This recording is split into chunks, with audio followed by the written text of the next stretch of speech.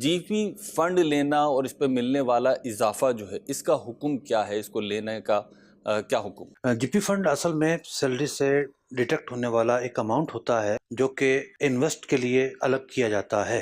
تو جیسے بندہ جاب چھوڑتا ہے تو وہ اس کی اصل رقم اور پھر جو اضافہ ہوتا ہے وہ اسے لوٹا دیا جاتا ہے۔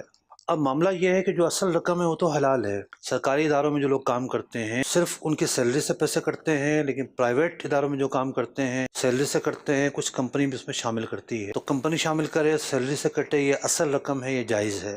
لیکن اس کے بعد جو رقم پھر پیچھے انویسٹ ہوتی ہے تو وہ پھر سودی موڈ ہوتے ہیں، ان میں انویسٹ ہوتی ہے، تو وہ نفع حلال نہیں ہوتا۔ تو اگر تو ٹک کی گنجائش ہے کہ آپ ٹک لگا دیں کہ ہم انٹرسٹ نہیں لے رہے، ہمیں اضافہ نہیں چاہیے، تو بہت سارے ادارے یہ سہولت دیتے ہیں، تو پھر اضافہ ملتا ہی نہیں ہے۔ اور اگر ٹک نہیں لگایا تھا یا توجہ بعد میں گئی تو وہ اضافہ وصول کر کے بغیر ثواب کی نیت کے مستحق کے زکوٰۃ میں صدقہ کرنا ہے۔ یاد رہے کہ اصل رقم حلال ہے، جو اضافہ ہوا وہ حلال نہیں ہے۔ احکام تجارت، احکام